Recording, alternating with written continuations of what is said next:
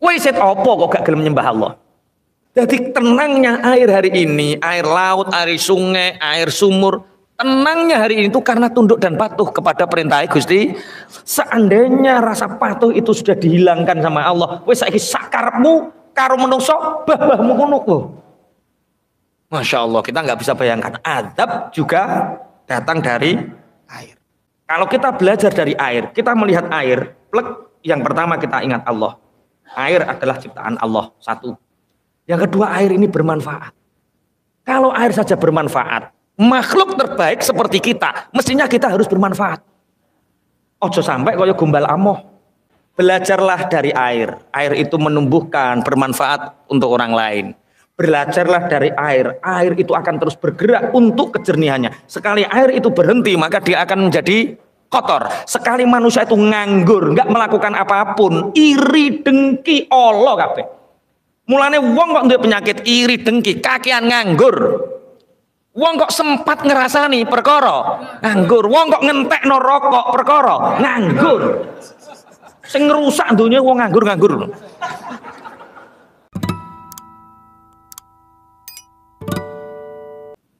Bismillahirrahmanirrahim. Walau syaa lahadakum ajmain. Seandainya Allah menghendaki, maka kalian akan mendapatkan semua petunjuk. Umpama Gusti Allah kersa gak ana wong elek, kabeh apik. Seandainya Allah menghendaki semua orang beriman, tidak ada yang kafir. Seandainya Allah menghendaki semua baik, tidak ada yang buruk. Itu kapan? Di surga.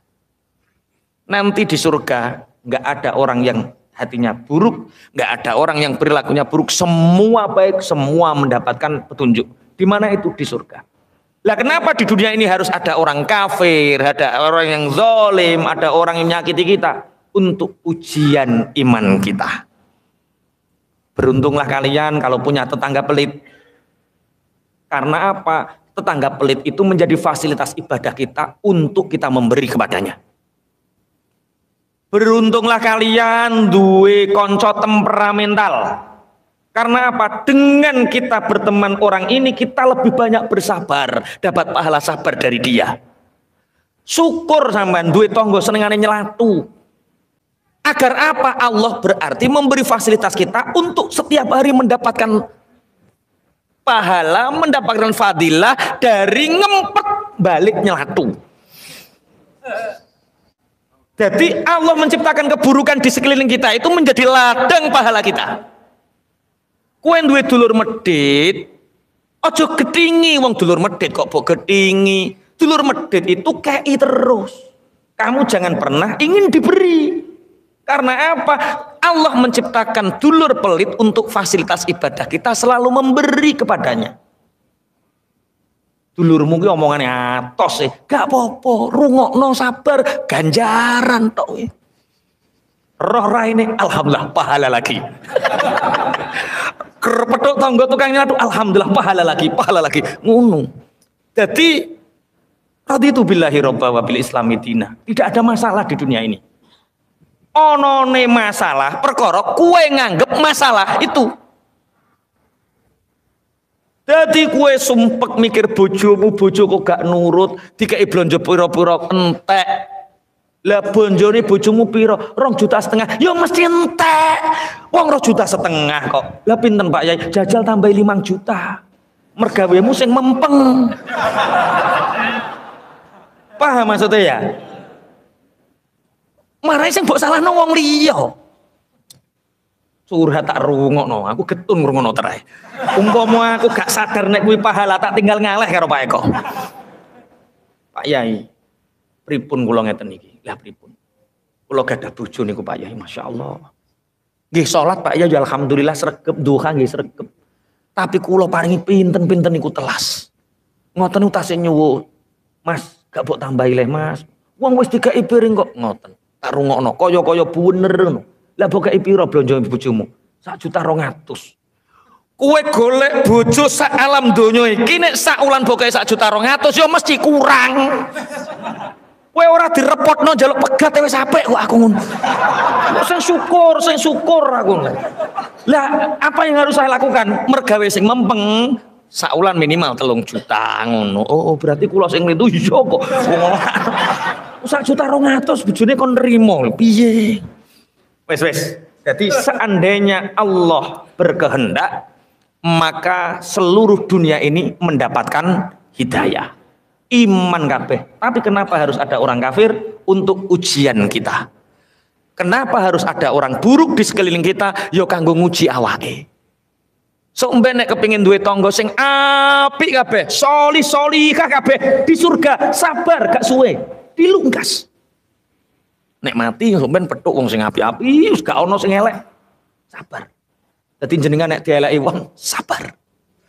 Dilungkas. Kok duwe tangga elek, sabar. Dilungkas. Wis enteni dilungkas. Paham ki maksudnya nggih? Huwallazi anzala minas samaa'i ma'an lakum minhu syarabun wa minhu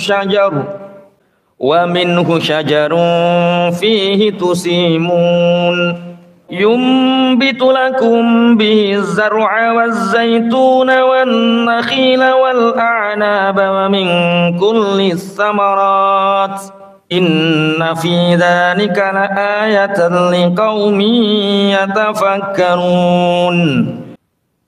Allah adalah zat yang menurunkan air hujan dari langit yang bermanfaat untuk kalian.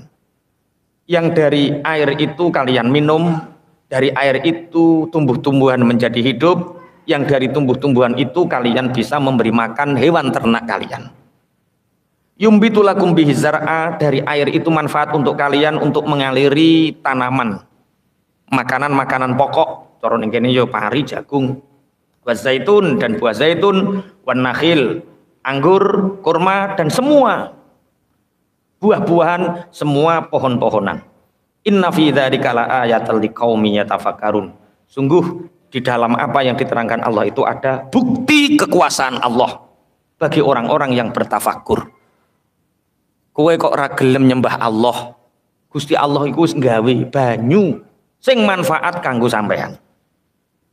Jadi banyak sekali hikmah, diantaranya di 200 ayat, 200 lebih ayat dalam Al-Quran Allah menceritakan tentang air. Bukti bahwa air ini salah satu ciptaan Allah yang sangat penting dalam kehidupan manusia. Di antaranya nopo? Gunane air apa? Minum. Sing manfaat kanggo terus. Air itu sebagai sarana ibadah. Kita sholat, sebelum sholat kita diwajibkan apa? Wudu butuh apa? Air ngono lho kok utek kok. Minum ya. Lah. Sing diangen-angen sing manfaat kanggo awake. Iku syariat ora tau dipikir.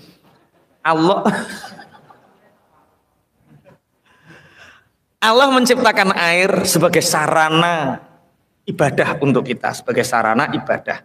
Dalam ayat idza qumtum ilas sholati faghsilu wujuhakum wa aydiyakum ilal marafiqi wamsahu bi ru'usikum wa arjulakum ilal ka'bain. Kowe nek arep salat, basuhna wajahmu, dua tanganmu, kakimu. Jadi Allah menciptakan air satu sebagai bentuk sarana ibadah. Kemudian air ini sebagai penopang kehidupan. Tadi sudah lengkap sekali Allah menjelaskan dalam firman-Nya, dari air kita bisa minum, dari air tumbuh-tumbuhan menjadi hidup, padi, jagung menjadi hidup, dari air kita mengaliri, kita memberi makan ternak, dan sebagainya dan lain sebagainya. Itu bukti bahwa air sebagai penopang kehidupan. Dari air ini terjadi sistem yang luar biasa. Kalau aku gak iso apal IPA, ono sing ahli IPA. Asal muasal mendung berasal dari apa? Uap air menggumpal di awan, menjadi awan, kemudian menjadi gumpalan hitam, kemudian mencair menjadi air hujan, sistem hidrologi. Kemudian apalagi? Itu sudah cukup. Kalau awak gak nyembah Allah, izin wisan. Kowe set opo kok gak gelem nyembah Allah? Allah kemarin menciptakan, istilahnya berfirman tentang penciptaan matahari, penciptaan bumi, Yang sudah diterangkan kan bumi. Bumi selalu berputar, tidak pernah berhenti. Umpama bumi mogok piye? Sedangkan bumi tidak pernah mogok untuk selalu taat kepada Allah. Lah kowe sing nganggone bumi kok salat kok mogok.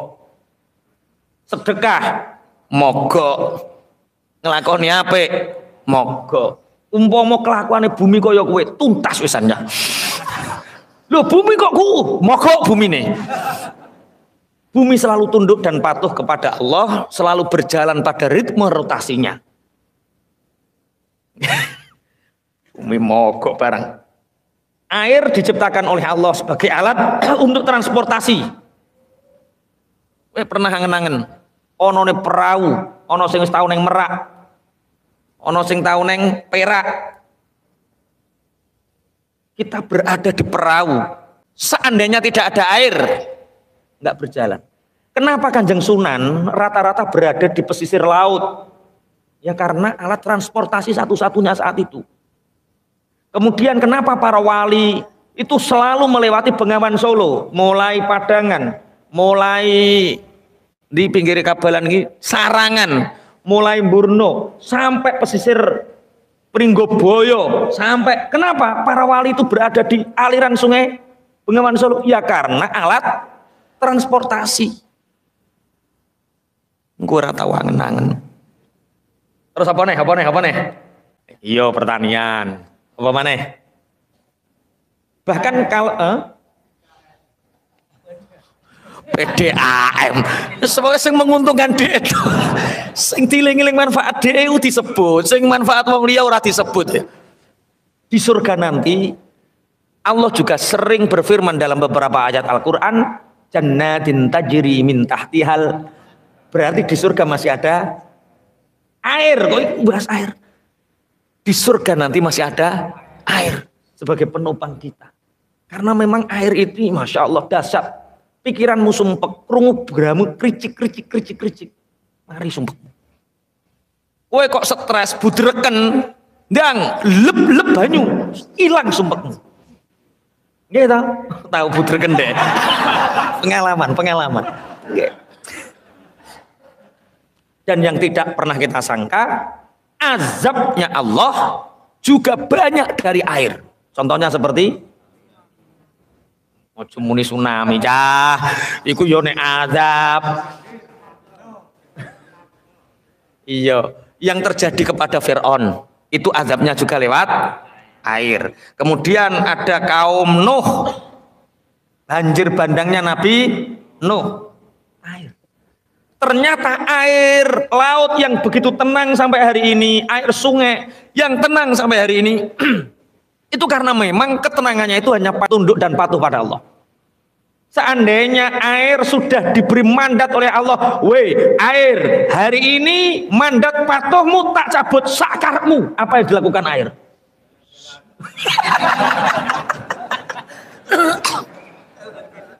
Saiki ku duwe totonan sunatullah banyu kon dhuwur para emang ngisor. Ini nanti kalau Allah sudah berkehendak, kamu sudah tidak ada lagi perintah untuk patuh. Sakarepmu terhadap makhlukku. Banyu ku iso munggah loh. Jalan-jalan ngamplengi mripatmu. Wah, hancur yakin. Jadi tenangnya air hari ini, air laut, air sungai, air sumur, tenangnya hari ini itu karena tunduk dan patuh kepada perintah Gusti. Seandainya rasa patuh itu sudah dihilangkan sama Allah, wis saiki sakarepmu karo menungso babahmu ngono. Masya Allah, kita nggak bisa bayangkan azab juga datang dari air. Bahkan pahala terbesar itu dari air. Dulu ada seorang sahabat yang bernama Sa'ad ibnu Ubadah. Sa'ad ibnu Ubadah itu bertanya kepada Rasulullah, ya Rasulullah, ibuku meninggal dunia. Dan aku belum begitu banyak memberi ya Rasulullah. Apa yang aku lakukan ya Rasulullah? Carilah sumber air. Kemudian wakafkanlah sumbermu untuk ibumu. Maka pahalamu itu akan terus mengalir dan akan menyalip orang-orang yang banyak memberi kepada ibunya. Makanya cari mana pondok pesantren yang butuh sumber, mana masjid yang butuh sumber, cari, kasih ini untuk ibuku, ini untuk bapakku, Itu yang dilakukan oleh Sa'ad ibnu Ubadah ketika ibunya meninggal dan dia merasa saya menjadi anak belum banyak memberi terhadap ibu. Kata Rasulullah, carilah sumber air, sedekahkan, wakafkan. Bismillahirrahmanirrahim. Kita belajar dari air. Air itu apa? Air itu menumbuhkan. Menumbuhkan itu memberi kebermanfaatan. Kalau kita belajar dari air, kita melihat air, plek, yang pertama kita ingat Allah. Air adalah ciptaan Allah, satu. Yang kedua, air ini bermanfaat. Kalau air saja bermanfaat, makhluk terbaik seperti kita, mestinya kita harus bermanfaat. Ojo sampai kaya gombal amoh. Wong kok klimprak-klimpruk raneng manfaat. Jangan sampai kita kalah sama air yang menumbuhkan, yang banyak bermanfaat untuk orang lain. Yang kedua, air itu terus bergerak. Sekali air itu berhenti, maka air akan menjadi kotor. Manusia ketika dia tidak pernah melakukan apapun, hatinya akan kotor. Hatinya akan busuk, buruk. Nah, apa? Kita sebagai manusia nek kepingin ngapi iyati, njernehno ati siji, terus bergerak, ambil setan-setan kebaikan. Jadi agen perubahan dimanapun. Ojo sampai jadi wong nganggur. Sing duwe ilmu ngulang. Sing gak duwe ilmu dadi wong sugih, nyumbang sing ngulang. Orang duwe ilmu, ora sugih, dadi wong sing berpengaruh, ngajak-ngajak wong ngaji. Iki wong 100. Wong siji ngejak wong loro. Soalnya apa aku gak duwe ilmu, aku yo ora sugih, apa nyumbang apa, ora duwe ilmu ya wis ngejak wong ngaji wae. Agen perubahan. Kok kowe ra dindel wong? Aduh, ya aku kok ra dindel wong. Ya wis, rabi duwe anak sing akeh, jak ngaji kabeh. Kok cocok-cocok piye? Yo bojomu jak maksude kok. Kuwi jenenge tambah bojo ora tambah anak. Aku ki ngejak nambah anak, jak dadi wong apik kabeh. Engko anakmu salah sijine ana sing alim, salah sijine ana sing sugih, salah sijine ana sing berpengaruh, salah sijine ana sing duwe anak akeh nek. Kata sing paling gampang sing iki. Duwe anak akeh. Belajarlah dari air. Air itu menumbuhkan, bermanfaat untuk orang lain. Belajarlah dari air. Air itu akan terus bergerak untuk kejernihannya. Sekali air itu berhenti, maka dia akan menjadi kotor. Sekali manusia itu nganggur, nggak melakukan apapun, iri dengki Allah kabeh. Mulane wong kok duwe penyakit iri dengki, kakean nganggur. Wong kok sempat ngerasani perkara nganggur. Wong kok ngentekno rokok perkara nganggur. Sing ngrusak donya wong nganggur-nganggur.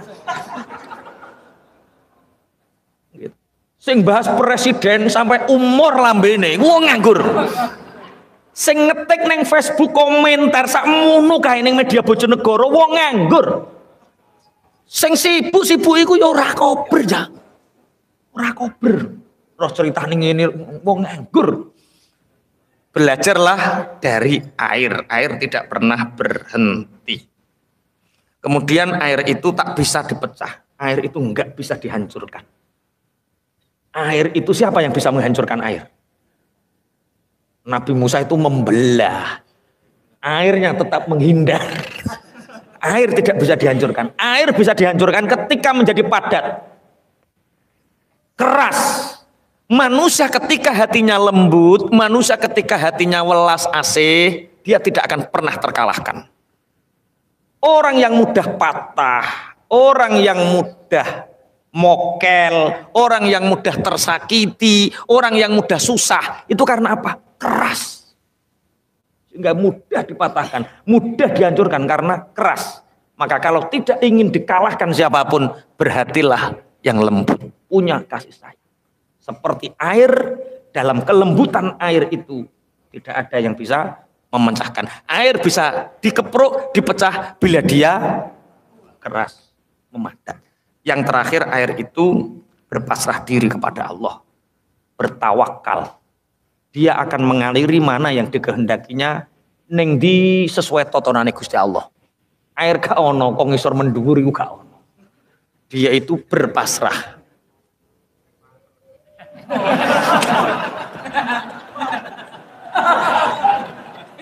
Kok ya air mancur.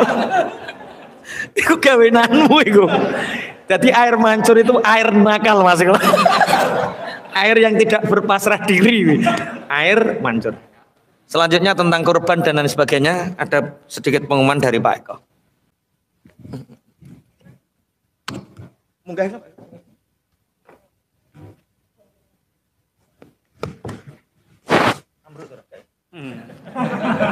Kunci setting. Assalamualaikum warahmatullahi wabarakatuh. Bismillah, alhamdulillah, wassalatu wassalamu ala rasulillah, la hawla wa la quwata illa billah. Amma ba'du, Pak yaitu Abrori ingkang kawula muliaken, kawula takzimaken, sahabat-sahabat, Bapak Ibu jamaah ngaji hati ingkang berbahagia. Ada beberapa pengumuman. Yang pertama tentang kita lanjutkan program Giswa ya, gerakan infak beasiswa untuk santri Pondok Pesantren Salaf Khazinatul Abror, yang saat ini penanggung jawabnya Pak Toto sama Mas Wahyu. Ini alhamdulillah sudah berjalan 3 bulan ini. Meskipun untuk target awalnya itu masih jauh dari harapan kita untuk terpenuhinya beasiswa. Untuk masuk tahun ini santri di Pondok Pesantren Salaf Khazinatul Abror ini kan semakin banyak alhamdulillah, meskipun sudah dibatasi, yang daftar juga masih ada terus, dan ini sudah sampai yang tahun depan itu sudah ada yang inden. Untuk tahun ini kurang lebih santrinya ada sekitar 300 santri, dan ada 10% yang membutuhkan beasiswa untuk kebutuhan pendidikan dan biaya hidupnya. Jadi untuk makan, untuk pendidikan dan lain sebagainya itu ada 34 santri tepatnya yang membutuhkan beasiswa yang itu harus kita penuhi. Lah saat ini dari Pak Toto sama Mas Wahyu kemarin yang kita berikan tanggung jawab amanah untuk merekrut teman-teman untuk donatur untuk infak beasiswa, itu total baru sekitar 20 orang yang berinfak untuk beasiswa santri. 20 orang ini nominalnya juga berbeda-beda. Kemarin kita buka per slotnya itu mulai 50.000. Nah, hampir 50% lebih itu 50.000 nominalnya. Meskipun juga ada yang 100.000, 200.000 dan lain sebagainya. Yang total nominalnya itu baru bisa mengcover 4 santri per bulannya. 4 santri ya. Kalau diuangkan ya sekitar 2 jutaan ya. Kalau di 3 jutaan, 2 sampai 3 juta. Itu untuk 3 bulan ini. Jadi sekitar Februari, Maret, April itu ya. Ini mulai bulan Mei ini masih kita upayakan untuk bisa meningkat.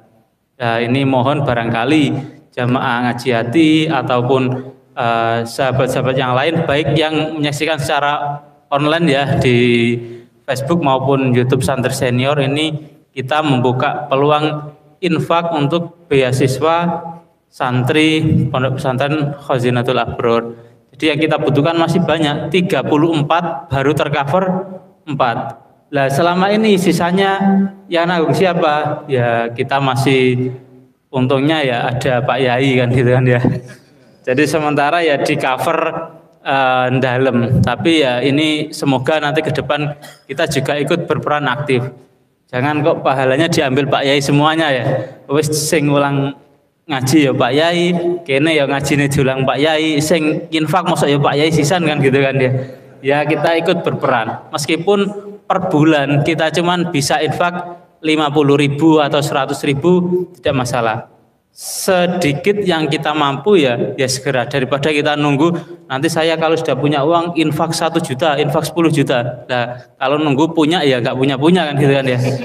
Punyanya 50.000 kita infakkan 50.000. Nah, ini nanti jamaah ngaji hati, sahabat-sahabat yang lain yang juga menyaksikan secara online bisa menghubungi Pak Toto ataupun Mas Wahyu. Nanti flyernya di share di grup juga di Facebook ya. Itu yang pertama, kita masih membutuhkan sekitar 30 santri yang harus kita berikan beasiswa ya. Biar pahalanya mengalir terus kayak air. Informasi selanjutnya ya, terkait badal haji ya. Badal haji, alhamdulillah kita kemarin dapat kuota untuk badal haji dari santri-santri yang ada jaringannya dengan pondok pesantren kita yang sekarang bermukim di Mekah. Jadi kita masih ada slot untuk badal haji itu 21 orang untuk badal haji. Berapa biayanya? Untuk dari kita biayanya 10 juta per orang untuk yang badal haji. Dan misalkan ya ini nanti kok kita bisa memenuhi misalkan 10 orang mendapatkan 10 orang yang badal haji lewat jamaah ngaji ini. Misalnya jenengan piyambak untuk orang tuanya, untuk mbahnya nanti tidak apa-apa, atau teman juga nggak apa-apa yang daftarnya lewat jamaah ngaji hati, nanti bisa langsung menghubungi saya. Itu kalau nanti kita ada 10 orang, insya Allah akan kita kasih voucher gratis untuk salah satu jamaah ngaji hati. Semuanya dikasih voucher, tapi nanti diundi satu. Untuk umroh ya, untuk kita berangkatkan umroh gratis. Tapi sangu dewe ya. Jadi misalkan nanti ada yang daftar badal haji melalui jamaah ngaji hati, ini baik yang online juga enggak apa-apa ya. Nanti yang daftar langsung ke saya. Kalau ada minimal 10 orang yang mendaftar untuk badal haji, itu kita bisa ngasih voucher gratis untuk 1 orang jamaah. Nanti diundi entah siapa kita enggak tahu, nanti semoga bisa terpenuhi itu, ada jamaah ngaji hati yang bisa berangkat diumrohkan gratis, tapi sangu dewe kan gitu kan ya. Itu sementara informasi untuk kurban ya. Nanti yang kurban kita setiap tahun itu ada kurban berkah yang nominalnya memang tidak seperti harga kambing pada umumnya. Seperti yang diceritakan Pak tadi, kambingnya memang tidak kambing yang besar, terus sungune belantong, terus dituntun itu pewantas gitu, enggak ya. Tapi kita upayakan itu memang sudah benar-benar sah untuk kurban gitu. Sudah memenuhi kriteria syarat sah untuk berkurban. Harganya untuk tahun ini 1.350.000. Untuk tahun kemarin kita 80 ekor kambing, tahun sebelumnya malah 120 ekor kambing yang nanti kita distribusikannya itu ke daerah-daerah pinggiran atau pelosok di Bojonegoro ya, daerah Mayang, Bubulan, Sekar, yang sekiranya di sana itu orangnya masih belum mampu untuk kurban, belum mampu loh ya. Kan ada yang ketoke desone suge-suge tapi gak kurban, berarti tidak masuk kriteria, berarti uangnya medit gitu kan ya. Yang desanya kurang mampu, karena kalau kambing nilainya 1.350.000, saman beli terus saman kurban sendiri di masjid ya gak pantas ya, dituntun kan elek gitu ya, ndase cilik kan gitu. Nah ini memfasilitasi jamaah yang mungkin budget uangnya terbatas tapi pengen kurban. Nah, syaratnya bisa ikut kurban di pondok di jamaah ngaji hati. Di jamaah ngaji hati nanti biayanya 1.350.000, nanti disembelih bersama-sama di sini. Jadi jenengan menyaksikan sendiri juga tidak masalah, nyembelih sendiri juga tidak masalah. Itu kambingnya, cuma nanti kita kita kemasi, dikreseki gitu, sudah dikemasi berapa kiloan itu langsung kita bawa ke daerah-daerah di pinggiran Bojonegoro sana, di pelosok juga. Di yang kemarin tahun berapa itu ya, 2 tahun yang lalu yang Mas Taib yang kita ajak kirim ceramah ke sana itu ya, penampilannya masuk ya sorbanan gitu kan. Gitu. Untuk yang sapi ini juga bisa ya, sapi nanti menghubungi Pak Dunawi ya, Pak Dunawi yang kawis sini ya. Nanti yang sapi nominalnya 3 juta normal ya, yang sapi ya. Karena ndelek sapi sing ndase cilik angel ini. Yang kambing bisa itu tadi menghubungi, bisa langsung saya atau nanti kita share flyernya yang untuk kurban. Kalau kurban masih ada waktu sekitar kurang lebih hampir 2 bulan lagi ya. Jadi nek pengen bisa nabung dari sekarang. Itu mungkin beberapa informasi yang bisa kita sampaikan. Semoga yang pertama tadi, Kiswa gerakan infak beasiswa untuk santri bisa ada peningkatan ya, dari yang 3 bulan yang lalu dari cuma 4 santri, harapannya kita sebenarnya targetnya itu kemarin kebutuhannya itu ada 16 santri ya, 16 santri, karena 34 dikurangi 16 masih berapa, itu masih bisa ditanggung Pak Yai gitu ya. Yang 16 ini itu jatahnya kita harusnya, cuman kita masih 4, kurang 12 santri lagi yang harusnya bisa kita cover. Terus yang kedua, badal haji 10 juta yang nanti kalau misalkan ada 10 orang yang daftar, kita undi 1 orang jamaah ngaji untuk diberangkatkan umroh gratis dari Ngaji Hati.